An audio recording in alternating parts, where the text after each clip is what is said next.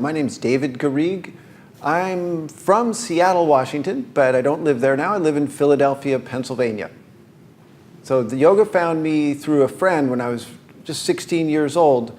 And I was a dishwasher at a restaurant, and I met this eccentric guy, and he knew all kinds of stuff about aliens and alternative music and anarchy, all these things, and yoga he happened to know about. And so he took me to a park and taught me the sun salutation, and I immediately loved it. I was in high school. I knew nothing about yoga whatsoever, and I did it by myself for the next 10 years after learning from that guy. And I would only do it outside. I never did it inside when I first started learning. But then, in the 90s, early 90s, 91, I was kind of lost in my life. And so I started running, distance running, trying to just make something happen. And I started getting really stiff, so my sun salutations weren't enough, so I went to a yoga class. And that kind of light bulb went off, and soon I was not running anymore. I was going to yoga all the time.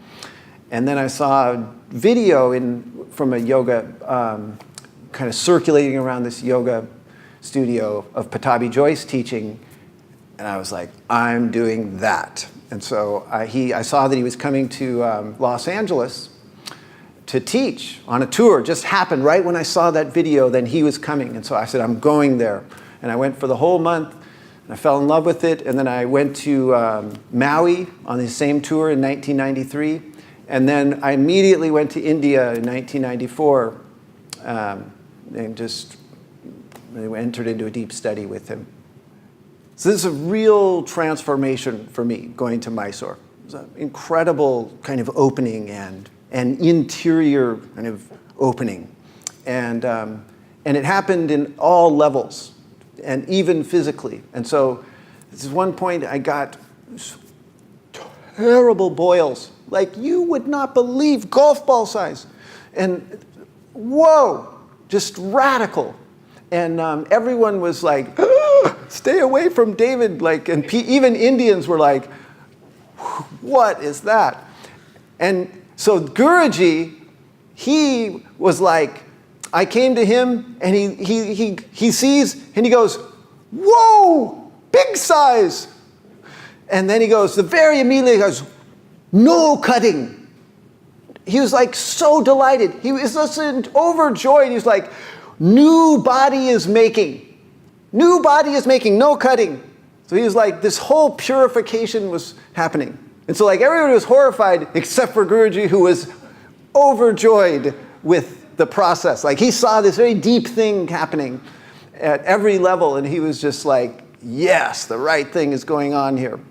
The question is about what's beyond the kind of physicality of the practice, subtle energetics.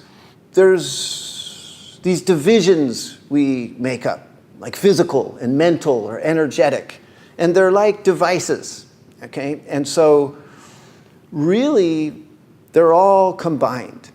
And so it's so interesting to me, the practice itself is so physical, so much asana work and breathing, and yet that shows it, and it shows you that I say that the field of the body and the field of the mind are the same.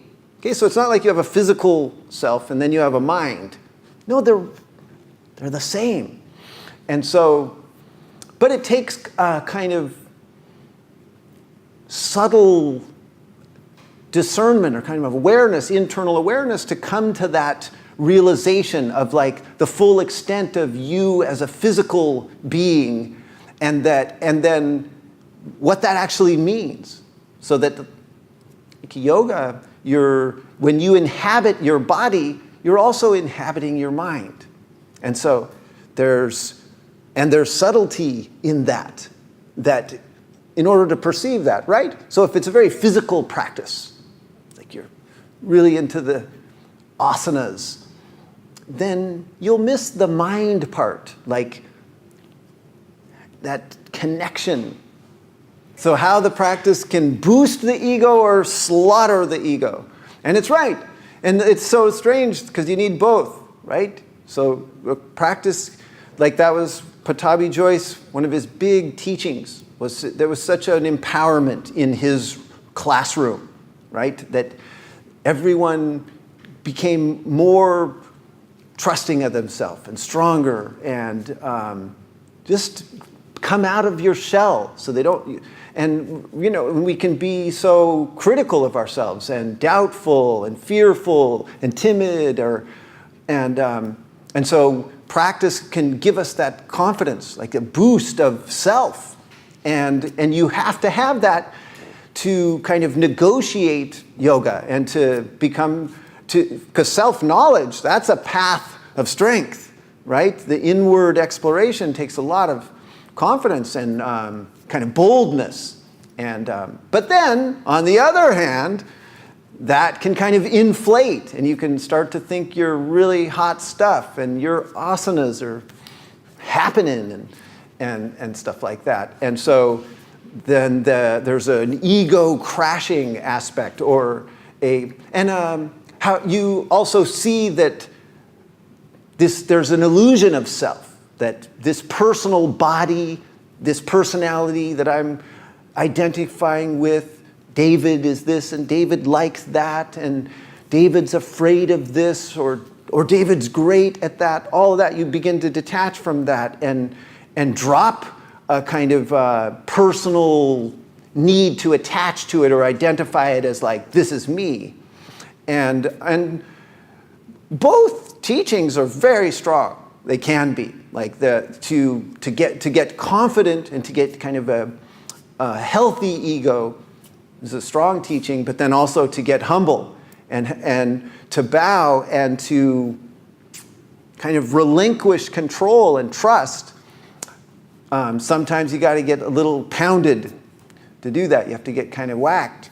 And Pattabhi Jois, my teacher, he definitely made sure both of those happened. He played this dance of building you up, and then when you would kind of go over the edge of that, he would whack, cut you down to size. Like one time it happened. You know, how you walk in for the back bend at the end, and you try to grab. So I did that one day, and I did it okay, and I came up, and Guruji goes, "Whoa, better." And I was like, kind of like, "Yeah, thank you, Guruji." And he was like, "Better, bad man." He just immediately like switched from better to bad man. In one moment, boost and whook. And so it's this constant thing, and you have to kind of negotiate that within yourself because it's so important, both aspects, right? Can I speak to injury as a teacher on the path? So one time I asked Guruji, is pain necessary? And he said, pain is real. And so it's kind of, to me, it's an unfortunate, you could call it, I don't know, it's between unfortunate and natural, that pain is something that is an impetus to growth. And that's the hard part, is to, how can I grow without going into pain? But, and I think it takes a long time to figure out the kind of cycles that we create of response that are not painful. So like this concept of karma and samskara that's in yoga, how we repeat kind of conditioned responses to things, habitual responses. And those, when you are in a conditioned response, kind of a set pattern, then it's often your response is not appropriate to the situation. And so pain comes as a result. And that can happen physically in your practice, how you work with in your asanas.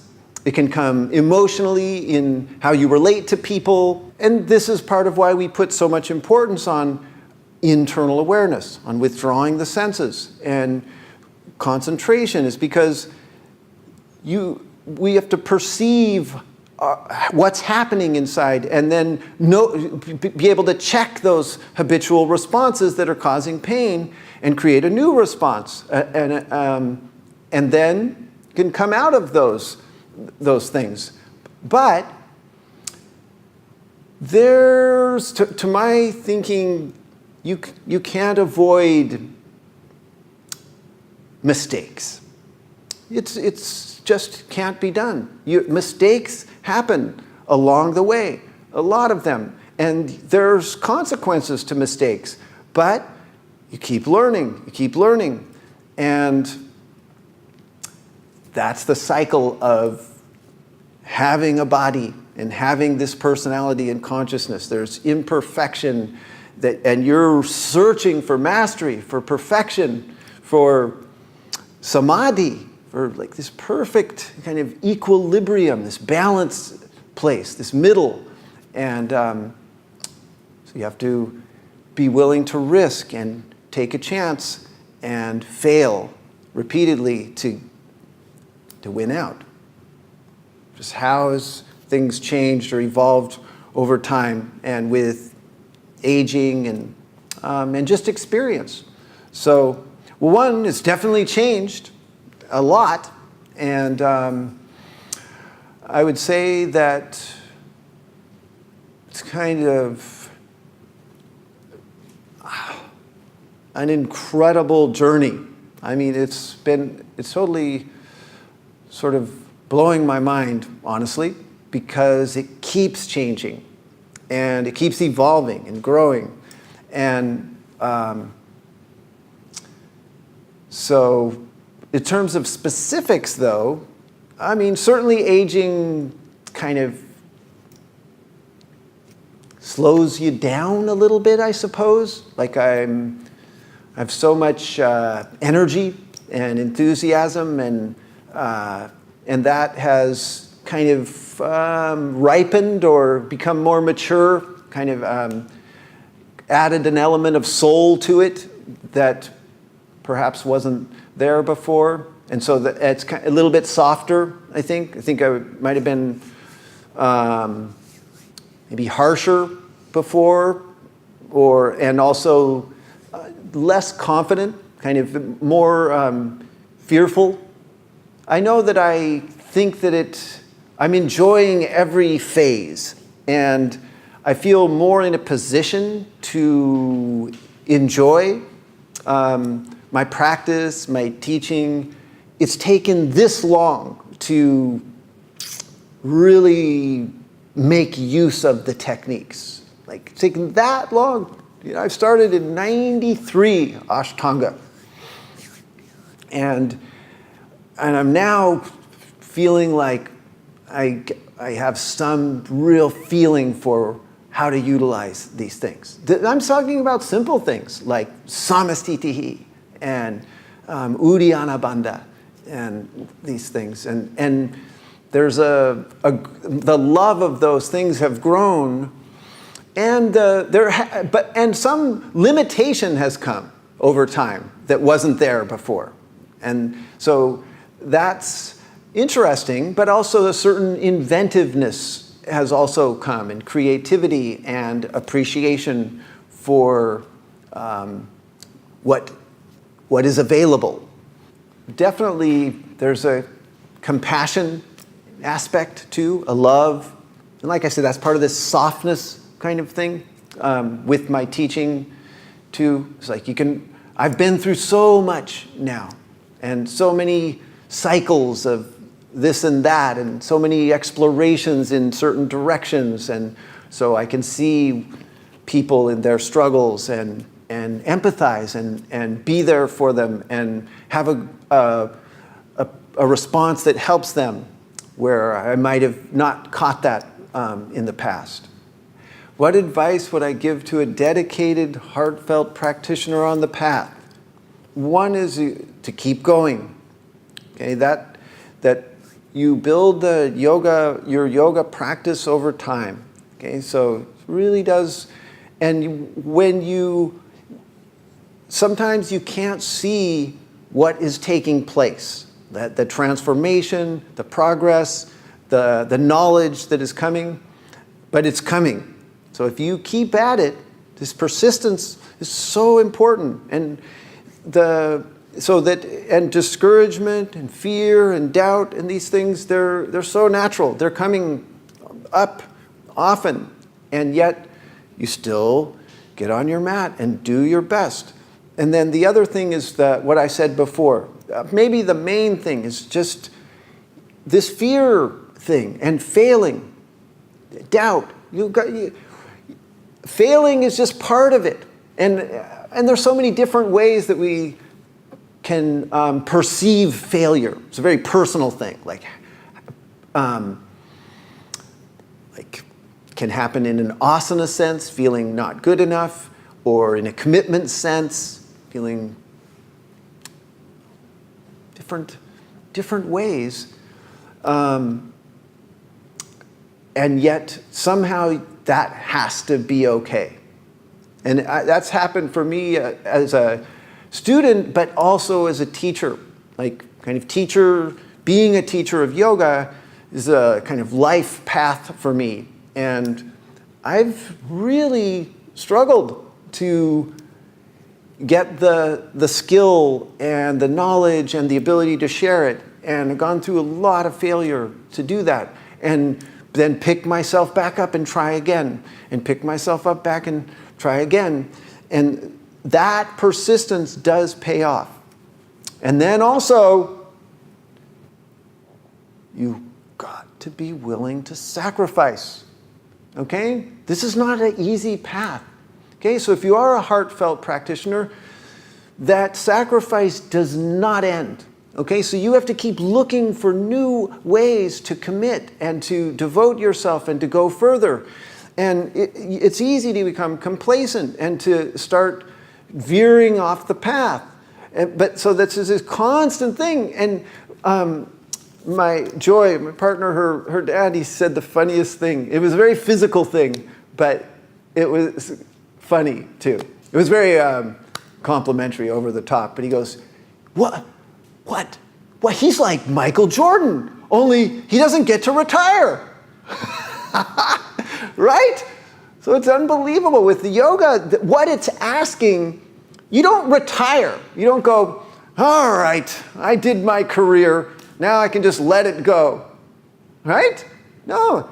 You have to keep steady in your diet, keep steady in your restraining your reactions. You have to keep your asana practice alive. There's so many, you're dedicating yourself to this very, very deep thing. And you're against a grain, right? A lot of people around you are not devoting themselves to this same thing. And so you have to keep that fire alive in yourself. And it's like a secret place. It's a place you reserve really for yourself. And cultivate that relationship. How do I know my practice is working? It's a very funny word, but enjoyment. Okay? How much am I enjoying it? And it's a real question. So my practice is working if I'm enjoying it. Okay, and you can get into it because one of the signature things about ignorance, spiritual ignorance, called avidya, is to mistake enjoyment, pleasure and pain. So what we think is pleasurable or enjoyable turns out to be painful. So you can mistake what enjoyment is, but there is this kind of baseline thing. Like me, I love practice. And most of the time. And once I'm doing it. Okay, so getting started is not always easy, but there's a certain enjoyment, like in the process, like there's a creativity involved that's very absorbing and enjoyable, and that's how I know it's working. And then number 2 is this sacrifice part. If I'm able to kind of organize my life, and I'm feeling good about that, about how I'm kind of situated, like how I'm spending my day, with my diet and my work and these things, if I like that flow that's happening, then my practice is working, because my practice is like the base of all of that. I practice well, and then my life flows out from that. And so if things start derailing in my life, then I got to look at my practice, okay? And I have to turn inward and like, to me, practice is almost like vision questing, okay? So you've got to have this vision that and you can't get the vision unless you're sacrificing and devoting yourself to that thing. And so it's working if vision comes and follow through happens. Last thing, there is one more thing, and this is an interesting one. Okay, so to me, you've got, and you know how the mind, we divide things and make concepts, even though those are artificial divisions. But so we divide into the visible world, the material world is over here, and then the invisible world, the spiritual world is over here. And in a certain way, yoga is dealing with this invisible world. It's like, it's the world of withdrawal. It's almost like going towards death in terms of the material world. And so they're these two things are kind of opposites and juxtaposed against each other. Like, so you're either kind of going towards the material world and enjoyment in this kind of what's here, what you can see, what you can taste, all that experience that's here, or you're withdrawing from that experience and going into this other whole world that's invisible, and it's indescribable. It's where you empty out. And in order to really make it happen, there has to be both. It's so funny. It's a funny thing, because they're so antagonistic in a way that you can get caught in one direction or the other. And more often you get caught in the material direction, just forgetting all about the invisible world. But it can happen that you get too invested in this yoga, too. You get too detached, too withdrawn, and then what? Then what do you have? What happens to your friendships and your relationships and your family and your work and these things? And so yoga is working when you've found the middle, when you can enjoy this world, but also be devoted to this core, this very profound spiritual self that you are.